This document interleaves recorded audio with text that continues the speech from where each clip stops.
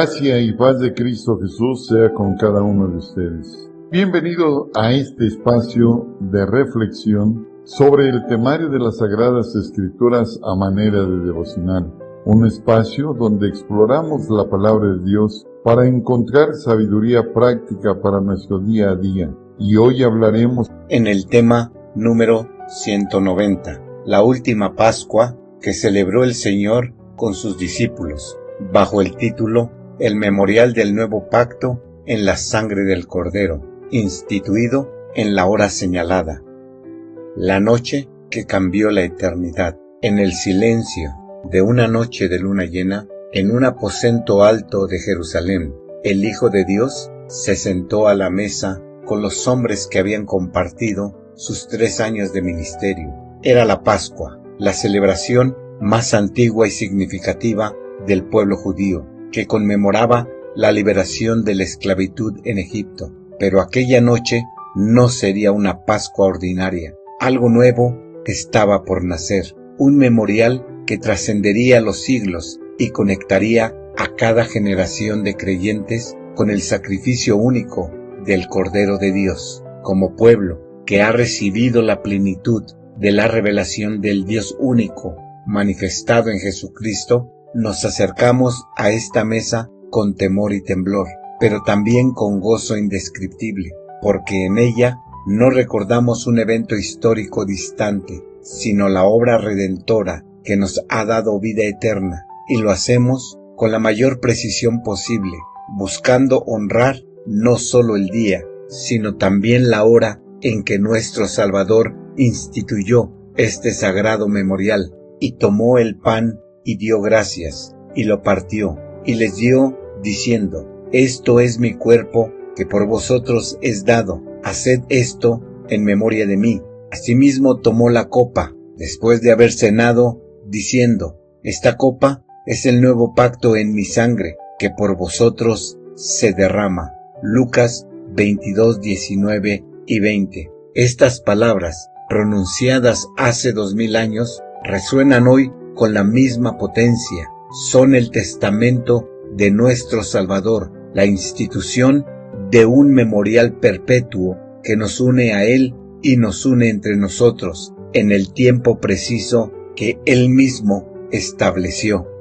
La Pascua judía, sombra de lo venidero. Y este día os será en memoria, y lo celebraréis como fiesta solemne para Jehová durante vuestras generaciones. Por estatuto perpetuo lo celebraréis. Éxodo 12:14. La Pascua judía era el recordatorio anual de la noche en que la sangre del Cordero, untada en los dinteles de las puertas, protegió a Israel del ángel destructor.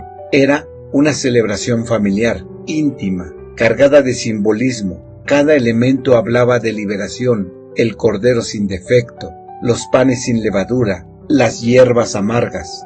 Dios estableció este memorial anual no solo para que Israel recordara lo que Él había hecho, sino para preparar el camino para lo que haría. Cada cordero sacrificado en la Pascua apuntaba al Cordero perfecto, que un día quitaría el pecado del mundo. La sombra encontraba su sustancia y la hora señalada entre las 2 tardes. En el mes primero, a los 14 días del mes, entre las 2 tardes, es la Pascua de Jehová. Levítico 23:5. Dios fue extremadamente preciso en la fecha y la hora para la celebración de la Pascua, entre las 2 tardes. Expresión hebrea que se refiere al tiempo entre la puesta del sol y el anochecer. Esta precisión no es casual, revela un Dios de orden, que actúa en el tiempo y la historia con exactitud. Si Dios fue tan meticuloso en la sombra, ¿cuánto más debemos serlo nosotros al celebrar la realidad? La precisión en la fecha y la hora de la Pascua nos enseña que el nuevo memorial instituido por Cristo también merece nuestra atención cuidadosa. No se trata de un ritual que podemos ajustar a nuestra conveniencia, sino de una cita divina que debemos honrar lo más fielmente posible. La cena tradicional, la preparación del cordero, Entonces Jesús envió a Pedro y a Juan, diciendo: Id, preparadnos la Pascua para que la comamos. Lucas 22:8.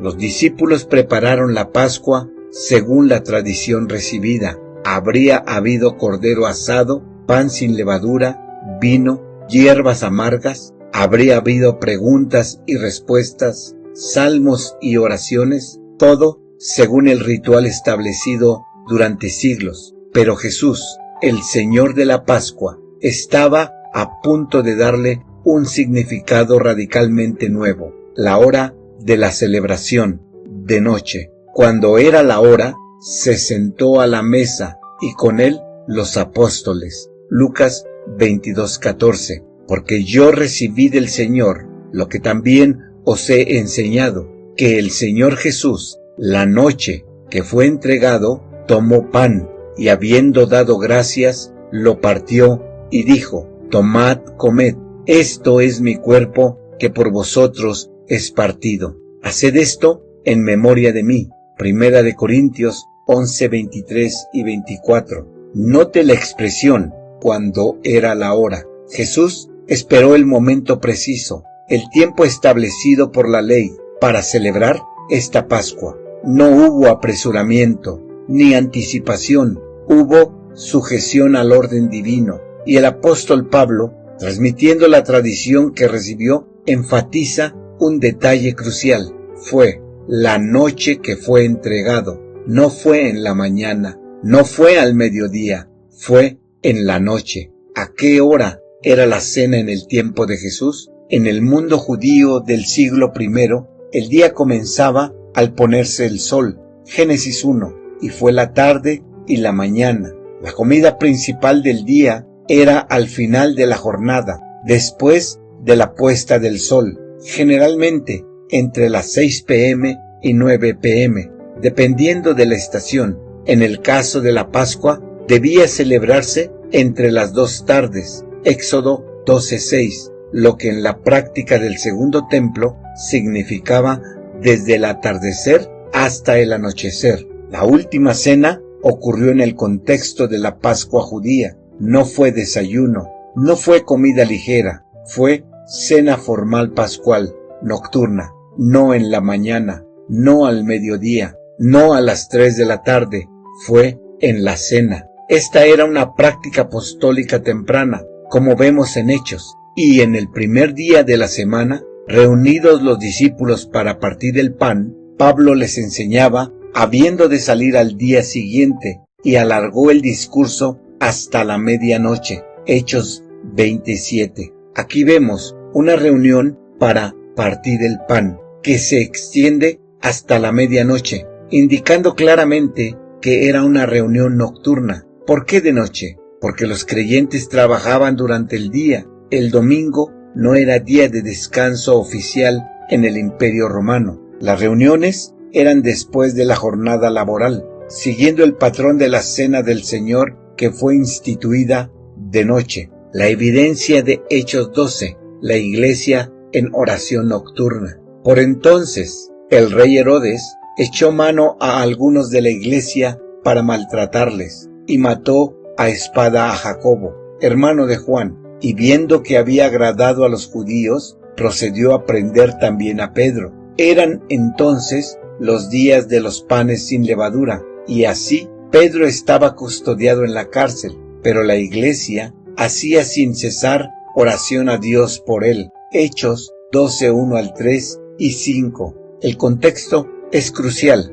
Eran entonces los días de los panes sin levadura, es decir, el tiempo de la Pascua. La iglesia estaba reunida orando por Pedro. ¿Cuándo se reunían? El versículo 12 nos dice que, después de ser liberado, Pedro llegó a casa de María, la madre de Juan, donde muchos estaban reunidos orando, y el momento de la liberación fue de noche. Y he aquí que se presentó un ángel del Señor, y una luz resplandeció en la cárcel, y golpeando a Pedro en el costado, le despertó, diciendo: levántate pronto. Y cuando pasaron la primera y la segunda guardia, llegaron a la puerta de hierro. Hechos 12:7 y 10. la mención de las guardias nocturnas confirma que era de noche. Además, el plan de Herodes era sacar a Pedro después de la Pascua, Hechos 12:4, lo que indica que durante los días de la fiesta incluso los gobernantes romanos respetaban la celebración judía. La iglesia, por tanto, estaba reunida en la noche de la Pascua, muy probablemente celebrando la Cena del Señor, siguiendo el ejemplo apostólico de reunirse en el tiempo señalado. Así como Jesús esperó la hora señalada, nosotros debemos buscar acercarnos lo más posible a la fecha y hora originales en que Él instituyó la cena, no por legalismo, sino por amor y fidelidad a aquel que cumplió perfectamente la ley. La precisión en el tiempo honra la precisión del cumplimiento profético. Celebrar en la noche nos conecta directamente con la experiencia de los primeros discípulos y con el momento histórico de la institución de la Pascua judía a la Cena del Señor. El pan, el cuerpo entregado. Y mientras comían, tomó Jesús el pan y bendijo y lo partió y dio a sus discípulos y dijo: tomad, comed, esto es mi cuerpo. Mateo 26:26. En el contexto de la Pascua, el pan sin levadura representa la prisa de la salida de Egipto, la ausencia de corrupción. Pero Jesús toma ese pan y le da un significado completamente nuevo. Esto es mi cuerpo. No es una representación distante, sino una identificación real, simbólica. Este pan representa, o sea, simboliza mi cuerpo que será quebrantado por vosotros. Cuando nosotros nos postramos en humilde reverencia, participamos de ese pan. No lo hacemos como un mero ritual. Entramos en comunión con el cuerpo quebrantado de Cristo. Es un misterio que trasciende nuestra comprensión, pero que nuestra fe abraza. El pan partido nos habla de un cuerpo entregado, de una vida ofrecida, de un amor sin límites. La copa, la sangre del nuevo pacto, porque esto es mi sangre del nuevo pacto, que por muchos es derramada para remisión de los pecados. Mateo 26:28. La copa de vino, que en la Pascua recordaba la alegría de la liberación, se transforma en el símbolo del nuevo pacto, no ya la sangre de los corderos que cubría pecados temporalmente, sino la sangre del Cordero de Dios que quita el pecado del mundo de una vez y para siempre. Esta sangre no solo cubre, limpia, no solo protege de juicio, reconcilia con Dios. El fundamento del nuevo memorial. Y les dijo: esto es mi sangre del nuevo pacto, que por muchos es derramada. De cierto os digo que no beberé más del fruto de la vid hasta aquel día en que lo beba de nuevo en el reino de Dios. Marcos 14:24 y 25. Las palabras de Jesús son claras y poderosas. Establecen un nuevo pacto, una nueva alianza basada en su sangre, y añade una promesa escatológica: volverá a beberlo con nosotros en el reino. Esto conecta la cena con la esperanza futura. Cada vez que la copa pasa de mano en mano entre los hermanos, estamos declarando nuestra participación en ese nuevo pacto. La sangre derramada nos une no solo con Cristo, sino también unos con otros. Somos copartícipes de una misma gracia, herederos de una misma promesa, miembros de un mismo cuerpo. De la sombra a la realidad, el cumplimiento en Cristo, porque nuestra Pascua, que es Cristo, ya fue sacrificada por nosotros. 1 Corintios 5:7. Pablo establece la relación directa. Cristo es nuestra Pascua. Así como el Cordero Pascual era sacrificado para liberar a Israel, Cristo fue sacrificado para liberarnos del pecado. La sombra encuentra su realidad, el tipo encuentra su antitipo. la promesa encuentra su cumplimiento. La transición del memorial, lo que era anual en la Pascua, también lo sería en la Cena del Señor. No es casualidad que Jesús instituyera este memorial en el contexto de una celebración anual. La frecuencia anual permite mantener la solemnidad, la preparación adecuada y el peso espiritual que el evento merece. La Pascua se celebraba una vez al año, en una fecha específica, a una hora específica, al anochecer. La Cena del Señor, como su cumplimiento, merece al menos el mismo honor.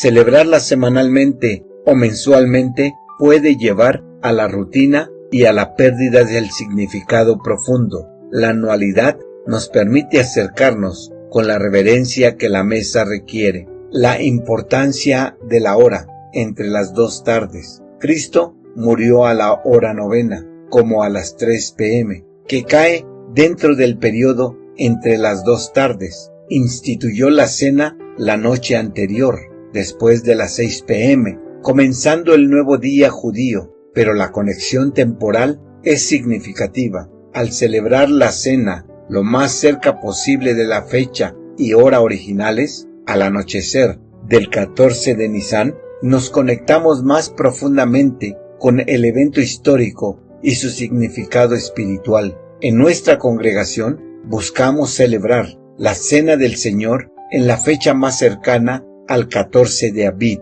y en la hora señalada, después de la puesta del sol, entre las dos tardes, es decir, en la noche. Esto no es legalismo, sino un deseo de honrar la precisión de Dios y de mantener viva la conexión con el evento fundacional.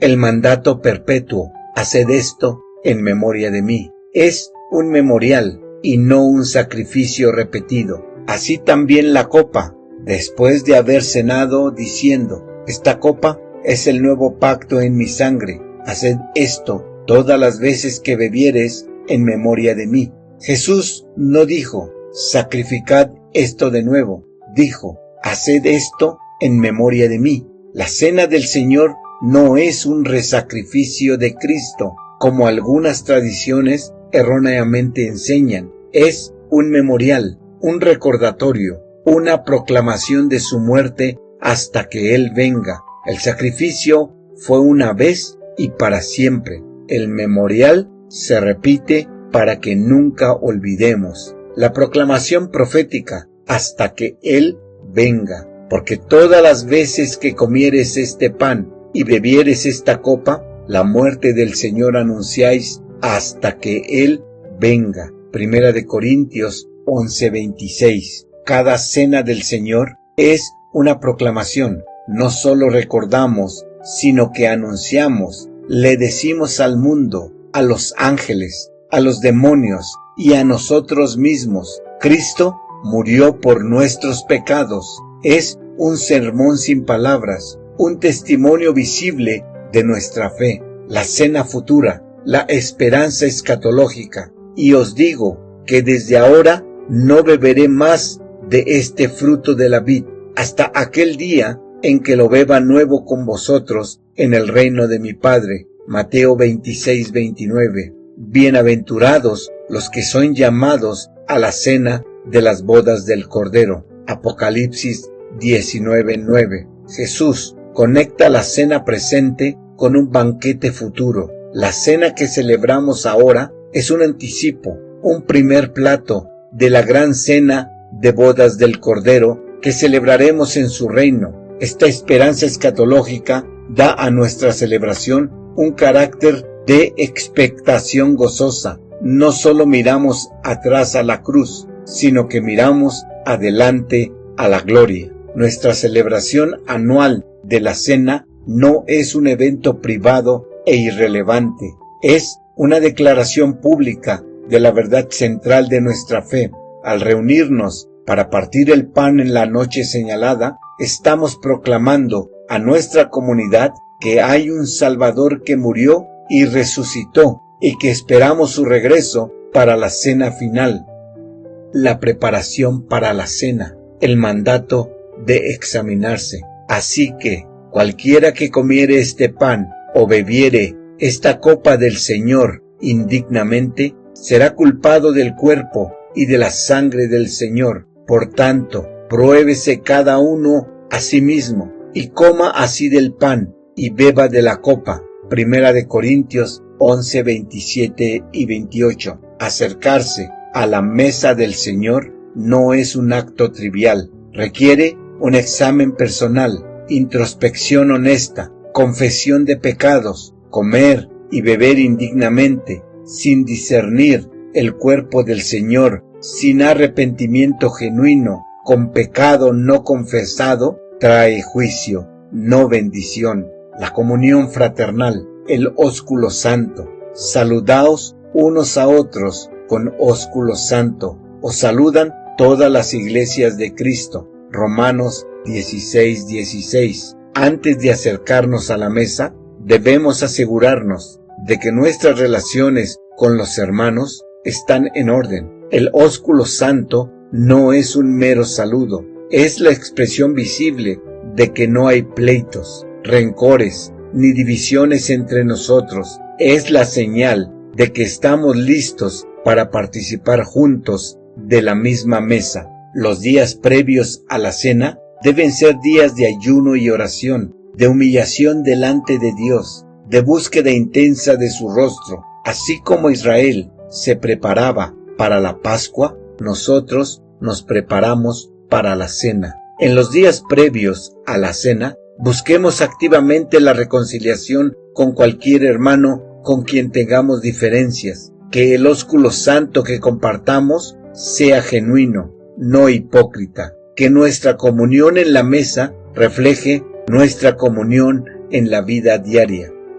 Tarea práctica. En los días previos a la cena, dedique tiempo diario a examinar su corazón. Pida al Espíritu que le muestre áreas de pecado no confesado. Busque a aquellos contra quienes tenga algo. Resuélvalo antes de la cena. Perdone a quienes le hayan ofendido, así como Cristo le perdonó. Considere ayunar en los días previos para enfocar su corazón en lo espiritual. Dedique tiempo extra a la oración de rodillas pidiendo preparación espiritual. Acérquese a la mesa con reverencia, no con ligereza. Durante la celebración, enfoque su mente en el sacrificio de Cristo. Después de la cena, renueve su compromiso de vivir para Él.